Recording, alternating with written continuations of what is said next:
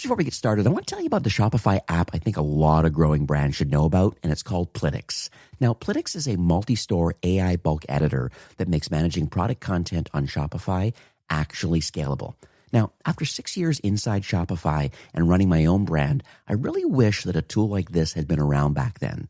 Because once your catalog gets serious, Shopify alone starts to break down. Like, try a simple find and replace across your product descriptions. You'll end up exporting to a spreadsheet, making the change, and then importing back just to update one phrase. And multiply that across translations and variants and even missing meta fields, and then you've burned a week. Especially if you've got like 1,000 or more SKUs or you're adding 50 or more products a month.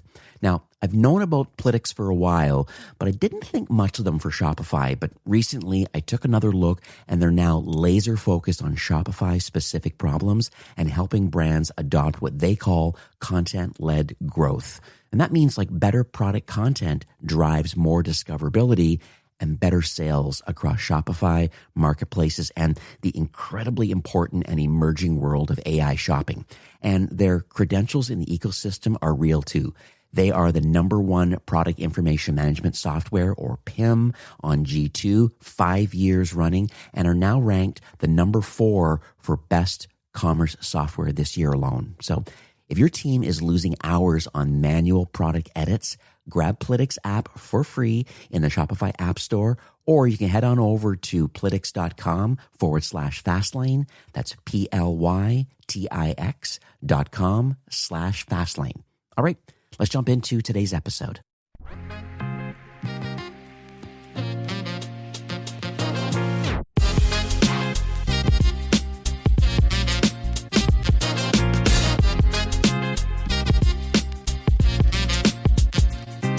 Welcome back to E-commerce Fastlane. I am your host, Steve Hyde. Now, today's conversation really is all about your Shopify business and kind of what it's actually worth, and why I believe that maybe the number that has nothing to do with the value of your business is revenue. That's one thing I've learned a lot over the years, where a lot of people are just fighting this top line, but that's not really the truth about an exit valuation. And so if you're somewhere between, I have a lot of people listening today, but if your brand is between maybe $500K and maybe $2 million a year, somewhere in that range, and you've built something that has product market fit, something that's real, but you're likely still the person that everything runs through. You know, you're wearing, as the founder, you're wearing a lot of hats, and guarantee you that this episode is definitely for you. And so whether you're ready to sell your business or not, I still believe that there's this dependency of your exit valuation, I think, is setting a ceiling. And that's why I think this episode is really going to help. I've prepped a lot for this because I think it's an understood. A lot of people don't understand kind of what the variables are if, in fact, in the future you may want to exit.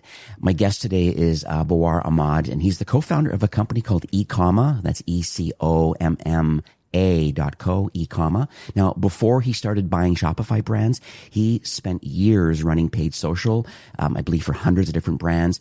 His firm now buys Shopify stores outright. From what I understand, they operate them. I think he said as of today, in our green room, he mentioned that over 73 deals now have been closed through his business. And what's interesting is that he buys them, operates them, and then sells them later on. And so he's interesting because he's actually been on both sides of the table more times than anybody that I've ever spoken to. And I've been podcasting for 8 years now. So he's a very interesting fellow that both sides, running an e-commerce brand, improving it, and then exiting from it. So I'm hoping by the end of today's episode that you'll understand like how a buyer decides kind of what your store is actually worth. So it's good to have that context first. And I think there's also another side of it too, like where maybe a founder of a business, that's who's listening today, like where do you lose value in your business without even realizing it? So I'm hoping we kind of unpack that. So Bawar, welcome to E-commerce Fastlane. Thanks, Steve. Happy to be on. And indeed, so I love talking about the buying and selling because from both sides, they're quite exciting. As a buyer, you're kind of shopping. I know. Amazon. It's wild. It's a wild side of it, and you have both contexts on either side, which I think will make for a pretty impactful show. So let's just kind of backtrack a little tiny bit just to set some context. Like, you, from what I understand, you bought your first business, and I believe it was a kind of declining shoe brand. From what I understand, this was, I don't know, in 2020 or something. Can you talk about that acquisition, and maybe what did you actually get handed to you maybe on day one once you owned this business? Yeah. I love this story. So, Okay. when we first bought the business, we thought it was like Amazon. Right? You just click, you buy, you spend, you get, all be fine. It Yeah. wasn't like that. So when we bought our first business, I remember very well, it was from an Eastern Europe person, which we have only met via Zoom calls, like Google Meet and stuff. So we ended up, signing a contract. We wired the money, and it was the day that, we were supposed to get the business handover, which would have been like the account logins and, all the assets involved around the business. And then we got most things, but except one thing, which might have been the most important one, which was like all the advertising accounts. Now, apparently they were using one account like across multiple businesses. So they said, yeah, we're not giving it. But we already paid. We went all the way to do it. So we still proceeded with the deal. It's only one thing, and I think if most e-com founders or even e-com buyers, they know the main value of an e-com brand is its marketing assets.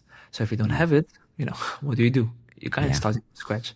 So we started again from scratch. We used to say this is a failure into success, because it was like quite a hassle. But give it 3-4 months, we basically turn it around, and we'll still be able to sell it for almost like triple the amount that we bought it for.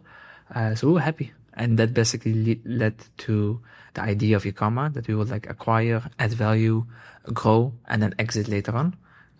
Which, well, we've been doing a lot of joy for the last 5-6 years, and indeed 72 acquisitions. 72. Wow. Yes. Yeah. That's amazing.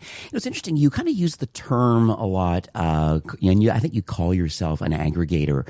And I think maybe in the past there's been a little bit of like negative connotation. I think about maybe Thrashio and kind of what happened there with, this. I think they would be more the pioneers around this Amazon kind of thing. I think they, I don't know when they were launched, but they were worth billions. I think they took a lot of money from some major asset management companies. I think they hit almost a $10 billion valuation, but eventually at some point, I think they went bankrupt a few years back, and I think I don't know, $500 million in debt, and I think they got some fresh funding and started all over again. But it's weird. So can you talk a bit about maybe your methodology and the difference? Because you're still calling yourself an aggregator, but I think your methodology is a little bit different than maybe some of the Thrashio or other partners that were doing this sort of thing years ago. Yeah, I love that story because we learned a lot from what happened there and what was happening around. We deliberately stayed away from it to some degree. So if you look at them, how the model was like to combine everything into one. Having one team, one everything, have one supplier, one fulfillment, basically consolidate and actually risk more the business. And because they had so much pressure from funding, like they just waste billions and hundreds of millions, they had to deploy. And when you have to deploy, when there's so much money in the market, what happens? The valuations go up. Like you're buying these businesses for way too expensive. I think they were buying companies for like 6 to 8 multiple, and they basically moved away from the fundamentals. Like get a good business at a good valuation, at a fair valuation, have patience, and then sell later on. But when COVID passed and basically the whole ecom boom passed with it, and it kind of came to like a normalized growth time, that's when they went under. Like you can basically see who's swimming naked the moment that this market which used to be behind you is now in front of you, and you have to catch it. They kind of got hit by the one train. But from our side, we keep the businesses still very separately. We don't combine. We have some synergies in terms of when we know we can find a better supplier or better cost efficient way of running the company. But overall, these are standalone brands which we believe they should be run as standalone brands, and we buy them with clear fundamentals. We not leverage. So we don't have like high investment pressure from places. So we can make decisions with some clear rationale basically when making a decision. And I think combining those two, having them as standalone and just sticking to the fundamentals, we have yet to lose money on any of the deals we've ever done. So we're talking 72, not one was a miss. If there was wood, I would knock on it. So I think stick to the fundamentals and not rushing and not just chasing, the market at the end of the day. I think it's very key as a buyer side of things. One thing I remember too about this whole Thrashio thing was, and I think that in retrospect, as an outsider looking in, I found I think originally there was 3 or 4 founders in the business, and they were just going absolutely ballistic, buying. I think they went up to almost 1,600 employees. They had 10 offices around the world. I think in 2.5 years, they acquired 200 brands with 1,600 employees. And I think they were just, like you said, they were going nuts and they were buying them like 6 and 7x. And I think that in the early days, I think it was 2 times revenue or discretionary earnings or whatever. But then I think then it's I guess buying these brands started getting a little bit scarce, and then they started buying them for 6 and 7x, lower quality brands, and then I think that's what kind of caused a lot of their issues. And then I think, and then 2020 hit, and then so it was overall was an operational craziness.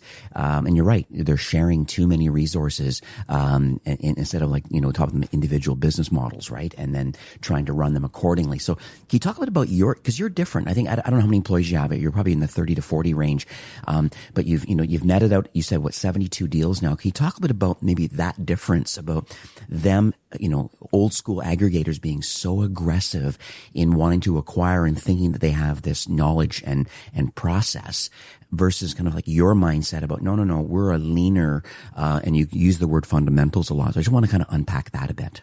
Yeah. So we are a team of 45. Okay. As of now. So one thing I'm sure if they will listen to this, they will have some kind of jealousy, which is that at that time you didn't really had AI backing you. Right. Probably if we were 5 years ago, we would have needed an operation of 150 to 200 people of doing the things we're doing today. But one thing we take a lot of pride in, when AI came, even before the ChatGPT comment, we were already a lot on, automating and using some kind of machine learning to still, get better quicker than relying on humans. So right now, for example, if something works on one brand, it takes maybe a couple of days to expand it across all the brands. Well, at that time, it might have taken months or years. And by the time you implement it on the last business, it might not even work anymore. So you're always chasing your tail. So I think you have to have, and there's maybe some fundamental in business sense, is that just stay lean and mean as you can. You're still growing, you're still not a huge organization, so you still have to, watch the cost, watch the team, be very diligent about what you focus on, and just being very back to the fundamentals, which for us is, at the end of the day, it's about the revenue and cost, right? It's just money in, money out. So how we can minimize the money going out. So we're very, we're not overspending. We're not going very crazy when we buy the business. Let's go, all in on a new marketing channel, go very aggressive. We are very diligently, and we have very short feedback loops. I think is what I'm getting at. And we are very focused on just money in, revenue, which we start with revenue first and usually cost later. And we build later on a lot of our own tools and product stack that we can actually feel way more confident about adding value. I'll give you one example. We do a lot with voice AI. We think to this day it's quite untapped. Just implementing simple voice agents on a brand. It's one of the fundamentals. You have a new channel of speaking to your customers. It just will lead to higher engagement with your company. Higher engagement means higher revenue. So it's very plain for us to do it. We don't try to overdo it, overcomplex it. We just stick to it. And I think just keep doing that for very long term. We've been doing it for 6 years now. Keep doing it for 10 more years. We should be good to go. Yeah, sounds good. So what are some of the variables that you look at if an operator is thinking about potentially exiting their business? I think a lot of people have read a lot of different books and stuff about that, about, just exiting in general and how to have, a clean P&L, maybe not being so operator dependent, but you obviously have your own kind of either checklist or things that have clearly worked for you when you look at the business. When someone comes to you and says, "Hey, I'm doing $5 million a year. I'm losing some of the passion in the business, but it continues to be, there's some growth or growth potential that's currently happening in that industry." What do you look at when you start engaging with somebody? Are there certain very specific things that you want to see and that helps you and the team make decisions if you're going to open the door to negotiations for an acquisition? Yeah, I love to flip the question around. Okay. To first step into the feet of a seller. So one thing I love to, what we've seen maybe 80% of the time, like 80 to 85% of the time, is that this is what happens when a seller wants to sell. So first, they are unaware of the idea of selling their company. They've been running it, let's say 3 to 5 years. In our experience, entrepreneurs tend to lose out on interest or on motivation 3 to 5 years in. That's like usually when, new things come up, they get shiny thing syndrome, life changes, whatever it is. Yeah. So that's when they there's the right moment for someone, to even have the idea of selling. So maybe they listen to a podcast like this, or they read it somewhere. So like, hey, I'm curious if I can sell my company. They go to Google or to Cloud and like, hey, can I sell my company? If so, how much? And they find these online calculators, which are like these marketplaces where you can list your business on. Right. They're always higher than, what's eventually being purchased for, because it's part of the model, right? So they want to show you the amount, so you can list with them, pay the subscription, and, it's good for them to just get the deal in. So right. You see a number, you get set to it, you almost already mentally sold it. Even before doing anything, you just see the number, like, wow, I can have this amount in my bank. I would like that. So they basically go to the platform, they list it, they promise them the moon, and they go to market, and they start with a lot of interest. Because again, these marketplaces, they've sold you the moon, so they push you on top of the email list, they push you on top of the page, they make sure all the VIP buyers know, and you get sudden flooded with a lot of interest. They come all on your plate, and then slowly by slowly, they die out. It still happens that, most people are interested, or a lot of people are just looking for whatever reason. They're not that interested. Maybe your business isn't that special as you thought it was. So give it, a month or two. And again, the seller has mentally already sold it. They move away from, this is my company, our company, to I am me, and that's the company. So they basically make the separation mentally. And what happens when you make separation mentally and you step away from the business, you focus less on it, you're less motivated, and the business typically takes a decline. It usually takes a step back. It doesn't grow as much anymore. The forecast that we discussed before, it doesn't really, ends up happening. So they go to market, and slowly but slowly, desperation comes in, and they end up selling for like a bottom price or against very bad terms, or, for whatever reason. So we are very aware of this. First of all, we've went through this ourselves very early on. Second of all, we've spoken to too many of them to have seen this. So what we like is to totally the opposite of this. These people as well, they are not very structured. So they're very emotionally driven, which is the majority of the market, to be honest.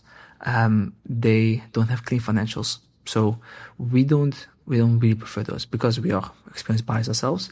We like the opposite way, which means we meet someone who really understands the process, who knows what a fair valuation is, who is very prepared, very structured. They have clean financials. Like the moment, we always say, if it takes you days to get a response before even buying the business, you already know the moment you send them the payment, how fast they will respond post-acquisition. Yeah. Right. So, we look a lot around the person itself. Like, is it a person we enjoy doing business with? Are they fast responding? Because the truth is, whenever there's a buyer, you're taking a risk, and a lot of things are unknown. Even us doing 72 of them, still some things are known. You cannot always know everything before you buy. So we still rely for at least a little bit on the owner. So it would be nice to rely on someone you trust, right? So first point is like almost a no-brainer. We look at the person. So that's one. If the person doesn't match, we don't even proceed. Like, we need some kind of personal alignment. Step two is around the business. So people think that, as you said about the revenue, a lot of people, what made a mistake, they look at what has went into the business in terms of cost, energy, the late nights, but the buyer doesn't care. Like the nice quote goes, the buyer, yes, they pay for the past, but they buy the future. Right. So they almost only care where is the business going from today, right? So we are the same thing. We take the business and we try mentally to forecast what will happen realistically in the next 12 months to 36 months. Right. So we map it out. We take the past as like a reference to some degree, but it could be a seasonal product. It could be a product that has sold very well during the last 5 years, but we don't feel very confident in the future for whatever reason. So we look a lot around the fundamentals. And then third, it's the story. So same thing as anything you would sell in this world. It is about if we believe the story of the brand, yes or no. Do we really believe and think this is something that will still matter in a few years? Or is it just a random product, a random brand that actually doesn't really matter anymore and there's no real story behind it that, even future customers will stick to it. Right. So once we have all those three in place, we're like, this is it, we're going. And we move fast. We don't let go. We've lost on too many great deals. That's the biggest money we've ever lost, is missing out on great deals. So we hold it with two of our hands and we go quick. Yeah. One thing I've learned too along the way, and I've seen some different train wrecks that happened or exits that have not happened. And I think one of them I find is that the founder is still the face of the business. And I think transferring that, especially if your mindset is that at some point in the future, I'm going to be selling the business, a founder-led business in the early days makes complete sense because that you're the passion behind it. But I think at some point you have to kind of differentiate yourself, or at least the face of the business, and transfer that maybe more to the brand. What's your comment on that? Yeah, I think it's very spot on. So at the end of the day, a business valuation, or sometimes even if it is even sellable to some degree, is all about the opportunity and the risk. Right. So part of the risk is, for example, founder risk, right? So every buyer, every buyer basically, they know that the moment the owner changes, there's always a step back. The question is how much? Like if the owner has done such a great job by building a great team, by almost doing nothing really on the business that's really independent of the owner. And the best test for this is let the owner go on holiday for 2 weeks and see how many phone calls they get. Yep. If it's more than 3, the business still dependent on you. So we always ask this question as well. And whatever they say, we just double it. So if they tell us 3, we think it's 6. So it's about reducing the risk.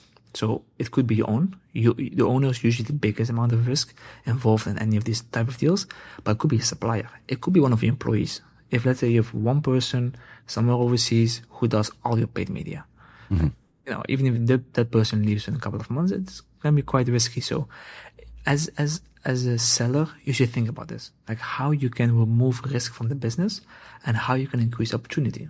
Right? So for risk, basic stuff, as you mentioned, move away from founder-led marketing in the beginning to, get that product market fit in and just basically get a snowball effect in, for sure. But sooner or later, you have to go away from a startup mindset to, let's say more a scale-up mindset, where it's more your team and systems in place that does the selling or does the next step in growth. If you cannot reach that, your valuation will take a hit. There will still be buyers who probably will take a risk. We are one of those, to be honest. But it's not much work to change that. But the extra value you get, it's huge. Sometimes triple or quadruple of the amounts you could get the other way. For a lot of these, what you found, a lot of these sellers, they're usually very good in one or two things. They're either very sales driven, like very sales and marketing, pure marketing is very strong, or they're very good in operations. They know the product, they know the backend very well. So it also starts by knowing your strengths and weaknesses and trying to remove those from the company. Yeah. It's interesting about the whole having the business run without you in the room. I think I talk a lot about SOPs, these standard operating procedures, and really thinking about the business as a whole. And really, I would think, and I think you hit the nail on the head about like hiring or promoting people from within the business that can do what you do. Because I think a buyer, I believe, is really it's paying for a team. not necessarily a plan for a team, right? There has to be people doing it, be the CEO of the business, but not actually the day-to-day operations of it. There are team members that are executing the things that the original founder did by doing everything in the early days. But now we have an SOP and a proper leadership structure in the business. And I've seen that before. And then I think I've seen that progress happening with the Shopify businesses that I've been involved with, even inside Shopify. I could see their growth happening and how they didn't take an exit, most of them, but a lot of them, I could see them wanting to expand out, because I think a lot of founders feel a little bit of burnout a bit, because, and I think you mentioned the 3 to 5 years and maybe some of the passion is gone. Part of it is because they've not chosen to create an SOP, to think about where can I be in 24 months and having the proper team in place and then they execute at a better level because they have the mind share of being able to focus on the area that they're involved with for the business, right? Yeah, and what I truly believe, when you mention this, like, if you either build to sell or build to keep. Yeah, right. If you build to keep, you might get away with no SOPs for the rest of your life. You can manage some kind of lifestyle business, but if you're building to sell, which if you probably ask founders, 99% they like to sell at one point. You just have to think about this, as you mentioned, very clearly, very SOP driven, very systems in place, very win yourself back in time. You always got to think, like, how do I win myself back? How, again, do I de-risk the business? How I make sure that if I go on holiday, I get less phone calls over time, even to a point that you're the bottleneck. Like, what thing buyers love, what we love to death, is when we find out that actually the founder is a bottleneck. So the moment we remove the founder, the business even does better. It's like, Christmas morning for us when we see one of those passing by. So the moment you can start thinking about, how to exit in the future, and you're building to exit, you standardly start thinking and working differently, right? You might not care about, every month's numbers. You care way more about, in a few years where you'll be. And that's when the change comes, and that's when you become way more sellable than if you wouldn't do it. I see. So it sounds like it's interesting, like during the whole potential acquisition process, it seems like, I mean, your main comment here is about that you should continue to operate like you're not selling, like things like having new creative or, getting new inventory, like full spend, like probably, I think it sounds like it's a really expensive mistake, maybe on an exit, to assume that maybe assuming the sale is going to happen and maybe letting some of the performance slide during the due diligence phases. What's your thought around that? Oh yeah, the amount of, if you're gonna nickel Steve for every time you heard, oh yeah, we turned off the ads because we're in the selling process, or we start buying new inventory so the new owner can take it over.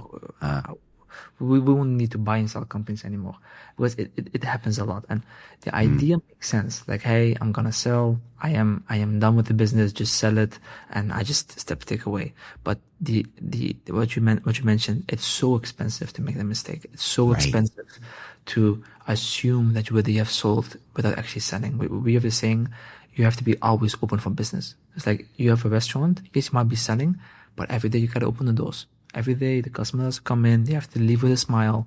And as long as the business is not sold, as long as, the ownership hasn't on paper, but also financially transferred to a new owner, you have to keep running business as if it wasn't in the selling process. That's a very big mistake people make. And that's why we say, like, look, the people who understand this, they understand the structure. They're also the ones that, the success rate post-acquisition is higher with the people who understand this. So as a buyer, you sniff out very quickly which type of seller you have. Is it someone who's like very emotional, already like clocked out? Or is it someone who's like, hey, I am here, I don't really need to sell, I would like to, will be nice, but I really believe in this and we're always open for business. You're always leaning towards the second. Like, at the end of the day, you have two type of buyers. You either have financial or strategic. Strategic is very rare. Like, probably with my hands down is that 98% of acquisitions is pure financial. Only 1 or 2% of acquisitions in this space happens strategic. So strategic, they might not care. They might even prefer it because for some reason they can, they can very easily turn it around, but don't rely on it. It's very rare to happen. The financial ones, they just purely look at opportunity and risk. And when they see stuff like this, they of course want the less risky business. And the truth is, the amount of buyers there are for the amount of sellers, it's not very equal. There are way more sellers than buyers. So buyers have the hand to pick. It doesn't like the COVID times, like Thrasio doing very expensive acquisitions because there was less demand than, there was more demand than supply. It's the opposite now. And in these scenarios, you have to stand out, as a potential business to be bought. It's make sure it's as low risk as possible, as high opportunity as possible, and you have a very nice life. Now, you say you move fast. That was one of your comments. Like, what are some of the smallest brands that you actually make an offer on? Like, and then are there any that just get like instantly rejected? I'm just trying to understand the revenue or profit band that kind of makes sense for you. Yeah. So we have found out is that the ideal size for us, it's a minimum of 100K profit per year, up to 2.5 million profit a year. And 100K is not like, we'll be very eager. Like 100K is more like we'll take a peek. You might likely get, rejected, but at least we'll take a peek around 100K profit a year. So we take over those. So the supply of businesses from 0 to 100 or 100K plus, it's a big difference. And we love the 100K plus because the amount of work it takes to take a company, let's say for $500,000 to $1 million, is as much work of taking a company from 50K to 100K. If the moment you do 100K, it's like, when selling becomes very high probability, given you do all the fundamentals. And that's why we love to operate. They're a bit more established. They have a bit more history. They have a bit more of team and processes in place to kind of keep it stable. One thing we mostly also care about is stability. And I think we talked this before the podcast, is that we don't like seasonality. We don't like volatile businesses. We don't like where 1 month the ad spend is $1 million and next month it's, $5,000. It's like, we like some kind of stability because that, makes a certainty more that this is reproducible in the future. So as long as but the few fundamentals we like are just stability. It's, cash flow positive. It's that customers are happy. A lot of people forget about it, is that, we find a business, amazing finances, and we Google their name plus reviews, and we see like 1.2 stars from like 1,000 reviews. It's very tough. Like, one day you run out of new customers. So we like to stick to those fundamentals, and once we got it, we move quick. I think one of the USPs that we have as acquirer is that once we get the details in, we'll know within a day or two if we'll make an offer or not. We'll make the offer, usually within 48 hours. Once you accept, we aim to have the deal closed and the money in bank basically within 10 days. We've done so many of these acquisitions that we know what to look for. We know what the skeletons are, so we don't need much time, to do our due diligence. We have a lot of software and systems to basically help with this. And we'll know in a couple of days after we accept the offer if we want to proceed or not. We send the contract over. Should be as simple, plain and simple. We do a lot of it on trust. We sign the contract, and then we buy the funds. And we don't do earnouts and a lot of things to keep things. Which, as a seller, honestly, don't rely on earnouts, right? So if you decide to sell your company, just focus on the cash up front. Like, consider that as, what you're actually getting for the exit. Everything else, it's a cherry on an ice cake. But don't think it's really going to happen, because you cannot, once there's a new owner, they make the plan. They make the decisions. They decide what's going to happen. And they might decide, we don't want to make profit for the next 2 years. We want to invest in growth. And if your earnout is based on profit, they kind of ruled it. So try to focus on the cash up front and not really on earnout. And that's why, in our offers, we typically have in very rare cases we do earnout, but basically it never happens. I just cash up front. Like, I see, I always wondered about that, about the earnout side of it, like especially on an e-com side, because it's just like, is what, as an acquirer, that's the worst thing you want. I know you do your own due diligence and kind of make your own decisions, and you have a process that's clearly working. But I find it very interesting that it would be scary to acquire something, and all of a sudden things, even after your due diligence and money being wired, sometimes in larger deals, you'd be really scared a little bit about, well, is this thing going to run the second we get admin logins and access to like the whole process and systems and team? What happens when the founder's no longer involved and they've got their money?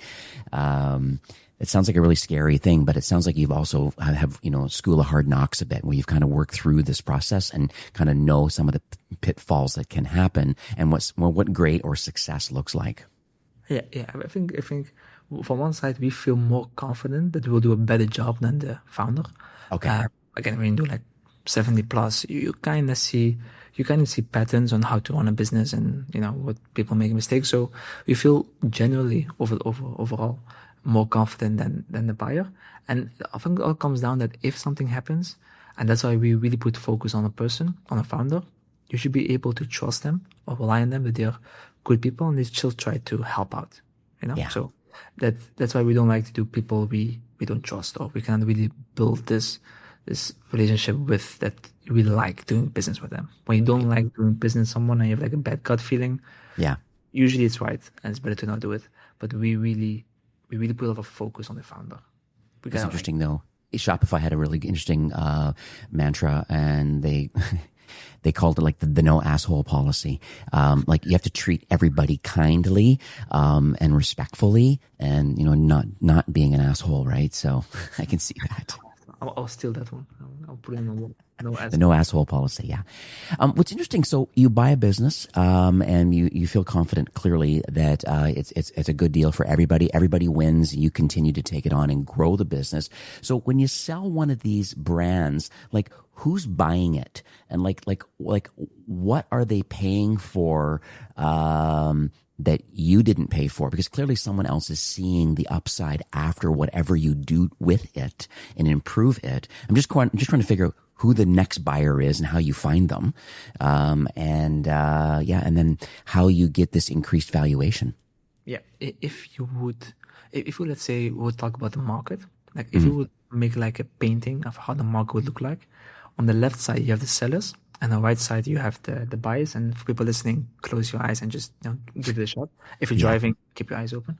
On the left-hand side, you have the sellers. On the right-hand side, you have the buyers. On the left-hand, you have usually millennials, Gen Z millennials, up to around 40, 45-year-old people selling the brands.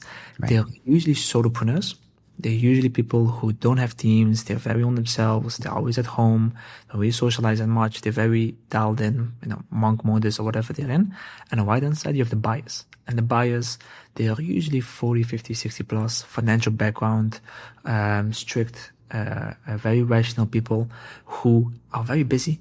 They have either they're working sometime full time, or they have their own business going on. Maybe they have multiple investments. Maybe they're running a PE firm or something in that line. So where is the mismatch? The buyer doesn't want to buy another job. Like they want a business that's running without them, and they want to just make a return. They have maybe some real estate portfolio, some investments. They just want to go into something else, something fun, something maybe that the family can co-run. So on the left hand side, you have all these solopreneurs that have no systems, have no founders, and they don't want to stay on. So you have this huge misalignment of the market. And one thing we found is that we can come in here. Again, we feel more confident than the seller to run the business. So all these people on the left, we can quite easy take over the business and give a fair valuation because we know the risk and we have kind of minimized this on our end, which the buyers couldn't, who are on the right. So we took over the business. And then on the right hand side of people, you have all these people who doesn't want to buy a job. So what we have, like, look, we've bought the business. We have reduced a lot of the risk. We've consolidated, we've had plan B suppliers, we've expanded new channels, we have a whole team involved. We will sell the business to you. We will even offer to keep running the business for you. Like from to this day, we're still running like 47 out of the 72 businesses that we will run it for you on behalf of you. So you still have, you can do everything you want and you can just focus on the strategic vision that you've had that you just want to focus on and still, kind of have a, quite passive role into the company. Right. And in that exchange, de-risking, increasing the opportunity, that's like a huge value creation for the buyer side. And that's how we've been, successful, let's say, in the market. Yeah, it's amazing. Well, how do sellers actually, this is kind of a contrarian question, but how do sellers actually get underpaid? And should a seller, how should they push back, when a buyer like yourself, for example, makes an offer? I guess I always like to think about the contrarian side because people are like, hey, you know what? I may or may not sell. And if I do get a decent offer, is that the best offer, and should they push back, and why? I know that we have there's a laundry list of kind of, things to look for in the business, but as the seller, is there anything that you would give them as advice to make sure that they're getting the maximum valuation? Yeah, 100%. So from the moment you get the offer until you sign the last contract, it's a never-ending negotiation. Okay. That's the truth. So what happens is that the buyer is very good in identifying risks. Like if you put someone on the street and they will look around, they will only look for the negatives. It's just a human nature. It's something wired into, from the caveman time probably. And it still happens with the buyers. So the moment they do diligence, the moment they speak to you, they're kind of almost looking for risks, for negatives. So they will push on that a lot. And your role as a seller is to be upfront, to be honest, but also to keep it realistic. Like if someone's talking about, well, you only have one supplier, what if they, decide to, undercut you and do their own offering? You can be quite upfront. Like how often does this happen, right? Like Chinese suppliers don't really have interest to go to consumers and deal with everything behind. They just want to sell to you as a brand owner, and you'll be fine. So as a seller, your role is going to be to defend your position, to defend your company, and keep it realistic. Right? So that's one thing that always keep in mind. I don't just give in, to try to be the nice guy and getting deal done. No, just be upfront. Like, this is not a risk. This is maybe a smaller risk than you think it is. This opportunity actually, like, if it's only one channel, it might even be an opportunity to expand to multiple channels, So that's one side. That's one side of the valuation part. Second part is, they will try, buyers will. We don't do it because we don't like doing business that way, but they will try to do as much earnout and seller finance as possible. And then they'll try to get out of it later on. It's just, it's unfortunately, but it happens a lot. So again, push for as much upfront as possible. Take that as a win. And the rest is nice if it comes, but don't really rely on it. But, try to be firm on how you do it. People forget about the terms is also very important. Like if you heard the quote, you determine the price, I determine the terms, I will win. Like if you would tell me, look, I want to sell my brand for $1 million, I'm like, yeah, let's make it $2 million, doesn't matter, but I'll pay you $1 a day. Stop. Yeah. So the terms might even be more powerful than the actual purchase price, which a lot of sellers, they focus on the purchase price, but having warranty clauses, having clawbacks, having, for example, risks involved, that if this happens, you get penalty A, for whatever those things happen, focus a lot on the terms. Keep it industry standard, keep it not complex, like especially when performance comes on EBITDA. What's EBITDA? If they charge a management fee to themselves, is that considered part of the profit that you're getting an earnout on? Right. So it's also focusing on long term. So I highly advise getting legal help, getting an expert involved early on, because it will save you a lot down the line. And do it up front. Like doing LOIs usually when the moment comes. I'll give you one more example. Buyers, they don't like to buy inventory. We don't like it as well. Because if you have a brand and you have, let's say, $500,000 worth of inventory, like as a buyer, if you want to buy that outright, part of the acquisition, you kind of need to do a due diligence on it.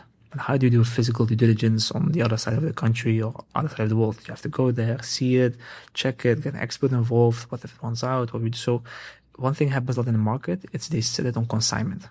So they sell the inventory, so they buy the business, and whatever inventory you have, they buy it back on a consignment as they use it to the customers. So a lot of things you can go on, because what's the consignment price? Is it the raw cost? Is it cost landed? Is it, how about fulfillment cost, like the monthly warehouse costing, for example? So a lot of variables that comes in to this consignment agreement. And this is also where you have to be tight, very strict on what you're willing to accept, what you're willing not to accept. My advice is offer them discount, let them buy everything outright. It's usually the best. Just get the money up front. Don't have to rely on it. Don't have to chase it. Give you peace of mind. You can focus on something else. It's about opportunity cost, perhaps. But give them a discount. Let them buy it outright. And you save yourself a lot of headache later on. So what do you think, this is kind of like my last kind of question I'm just thinking about before we kind of wrap up today. But like, when you're buying a business and you're paying a premium today, do you believe that things have changed over the last few years? Because you're obviously looking at things inside the business. What do you believe maybe has changed over the last few years in the business that would allow you to pay a premium for that business that maybe was not a variable a few years ago? That's a good question. Let me think about that one. My one thought is, this was what came into my mind, was more about AI visibility, because I feel that, like, even though it's such an early stage right now in a business, and I know that Harley Finkelstein from Shopify has made a comment saying that, hey, AI assisted conversions is significantly higher than any other channel. It's a small amount of revenue right now, but the long term is that, wow, if you're really forward thinking and setting up your Shopify catalog correctly and having this AI visibility in Claude and ChatGPT and whatnot, that is an interesting moat that you're building today that maybe others are not thinking about. That was the first thing reason why I've asked that question, was the AI visibility component might be something why you might want to spend more, but I'm just curious on your overall methodology. Yes, so I think it's a fair point, like the optimization around these AI platforms. I'll give you one better that we have realized, let's say maybe a couple months ago, that we are kind of in a catch-up race in. So one thing that we kind of predict for the future is that the cost of it's going to be easier to build a brand, a company. It's easier to, if someone's successful doing A, for someone to copy whatever they're doing at A. So we expect the place to be more competitive overall. You have more smaller players that would just, flood the market to some degree, where the barrier to entry used to be lower. It used to be higher. It's now basically coming down. Right. So one thing we have predicted is that a lot of this barrier to entry will be reliant on agents, on AI agents. So a company could be like, look, I'm gonna launch product A. So they have a marketing agent doing the marketing. It's cheaper to do creatives. So what we have now figured out is that if before AI, you need to launch 10 videos a month, 10 new creatives in paid media a month to, keep the platform stable and keep still performing. Because everybody can do 10 now, you have to do like 100 a month. Yeah. But the effort now to do 100, it's the same effort as you would have doing 10 in the past. So in terms of effort, you still can do it the same, because it's still like a competitive adventure thing. But the thing is that curve, it will just exponentially go up. So the 100 will become 1,000, it will become 10,000, just hypothetically speaking. So what we have noticed is that the businesses need right now these agents set up that grow with exponential growth, that basically are in line with this exponential growth over time. That if still to this day, you're still doing a lot of things manually, you're still relying on one person to get creatives out, you're still doing a lot of manual works in there, you can never really exponentially grow this. Maybe linearly, but exponentially can be very tough. So one thing we have kind of figured out last few months ago is like, hey, actually these companies, these marketing companies, we should focus way more on which agents they have in place, how they are performing, and how can they exponentially go with it. Because again, in a year from now, the amount of effort it takes now to make 10 creatives or 10 ads or 10 product launches or 10 landing pages or 10 domains, whatever it is, in a year it's going to be 100. You can do 10x the output, you do it now. But if you're not built right now to keep up with that kind of growth, you'll be lagging behind. So we've put so much effort, focus now on how are all these agents set up in the companies when we acquire one. Do they have it? They don't have it. Okay, we have to set it up. How does it mean? What does it cost? What's the whole setup? So we're playing now the catch-up game, let's say, with this whole agent setup. And I think that's something that we will see a lot more in the future from, is this agents that they have these loops of self-improving that are all linked to the frontier model. So they're all kind of in front of or at least next to the best competitor, so you don't fall behind. So to some degree, we're just following AI models. I think that's the main thing of it. It's amazing. So relying on that, yeah. So that's the reason why evaluation would be more premium, is because they've thought about and are forward thinking about having agents take care of certain roles and responsibilities and executing. It's funny because Gary Vaynerchuk, from Vanier Media, he's always been pounding the pavement about this whole attention economy. Just the fact that, social media is still free.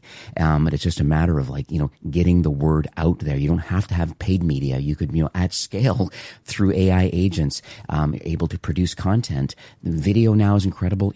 Voice now is incredible now. The quality through 11 labs and different people that have incredible technologies that are out there now. And I think that's a really interesting comment you made about that. I think people need to be forward thinking and not scared of it. They need to start testing and using it, because that has a long-term positive effect on the valuation in the future if an exit is in your cards. Yeah. And the thing the truth also is that these AI models, they get very fast, still very, very fast better. So when I go to sleep sometimes, there's like a new breakthrough with AI model. I know. There's another breakthrough happening, and I've missed the last 8 hours. So I think as a company, you just gotta somehow attach your businesses to grow with these models. And if you're not doing it, you'll be behind 100%. Yeah. If you're not the customer support, I don't know, being linked to the best frontier model, or you're having the voice agents, or you have your creative output, or you have your forecasting for inventory linked to kind of the frontier model, like in 6 months they'll be twice as good. So yeah, you got to be somehow attaching your link. Like we basically say, the companies should be credible. Like AI agents in AI, whatever this should be able to read the whole company with a database that's just basically credible by AI. And then the AI should then be able to at least start with suggestions, but overall optimize itself as it grows. Yeah. If you don't do it, you'll be behind. What a time to be alive right now, to be honest with you, in commerce. Been doing this a long time. So have you. And so I just want to thank you, number one, for coming on the show today. I just really appreciate it. This is a longer episode than I typically do, but I feel that it's incredibly important to get the education out there that if the thought in your future is to exit your business, then potentially eComma could be a great opportunity. I know we kind of chatted in the green room kind of before recording, and I understand for my listeners today that we want to talk about maybe like a pre-market kind of preparation checklist or some kind of thing that you want to offer. So maybe I'll pass the baton to you. What do you believe some of the next steps are for those that are listening that are maybe interested in maybe opening up a dialogue about a potential exit through your business? Yeah, I love the question. So selling a company takes like 6 to 12 months. Do it properly. So if you're open to one day, or you have thought about one day selling, start now. Start by making sure your business is structured and systemized. Like, I give you one very quick win. The amount of times that we speak to a buyer and we get the financials and we get the bank statements and we see Uber Eats, or we see DoorDash, or we see those kind of costs on the bank statement, it's not a very great thing to do. So keep personal and business expenses, for example, separate. Start with clean financials. Next, start finding a strong partner who helps you sell. It could be a broker, could be M&A advisor, could be platform. You have big ones like Flippa, Acquire, BizBuySell out there. They're amazing platforms. You have good people as well to reach out and see, what's possible. And then once you go to market, always be open for business. Don't start the idea of the business is sold yet. Don't start a new thing already. Keep running the business as if nothing is being sold, and only once the money's hit, you should be good to go. If you kind of want to fast track this, you don't want to wait the whole time and you don't want to take a high of the risk, we believe we have quite a strong offer. We think kind of no-brainer. Like in terms of valuation, we're very close, most of the times even higher than the market price. And we close within 2 weeks. So you just fill in the form on our website. It's somewhere on eComma.co. For the people who listen, I love to give value. We also have like a free due diligence checklist. You just shoot me an email. It's like my name at eComma.co. Okay. You just shoot me an email. I will send you a free due diligence checklist so you're prepared to get through diligence basically. And if you're willing to skip everything, just fill in the form on the website. You will get probably an offer within 1-2 days. And if it fits, we hope to buy the business from you within 2 weeks. And you can start sipping your margaritas on some wine. Let me take it from there. That's lovely. All right. So it's Bawar. So it's BAWAR at eComma.co. So we can probably email you directly, if needed. I know you're on social, so through LinkedIn, and then obviously just going to eComma.co directly. And then you can kind of go down that journey. So once again, thank you for this great education. I mean, you can't see, I joke on this podcast a lot, but you can't see it, but I'm literally on page 2 of notes. That's a good episode. Number one, it's longer than normal, but number 2, I've learned a ton. I've written tons of notes here. here. I'm excited to get this into the show notes page. All the links and resources and all the things that you've mentioned. I'm going to make sure they're all in there. And, once again, thanks for transparent sharing. And I just wish you continued success in kind of helping businesses improve themselves and then potential exits. I think this is really great. So thanks again for recording. Yeah, no, thanks, Steve. I really enjoyed this. You're asking amazing questions. I love it. Right, thank you so much. Well, that's it for today's episode. I'd like to thank you personally for being a loyal listener of E-commerce Fastlane. It's my hope that this podcast is offering you a ton of value through growth strategies, tactics, and exclusive insider tips on the best Shopify apps and marketing platforms, all with my personal goal to help you build, manage, grow, and scale a successful and thriving company powered by Shopify. Thanks for investing some time today and listening to the show. I'm so proud and excited that you have a growth mindset and are a constant learner. I truly appreciate you and your entrepreneurial journey. Enjoy the rest of the week and keep thriving with Shopify.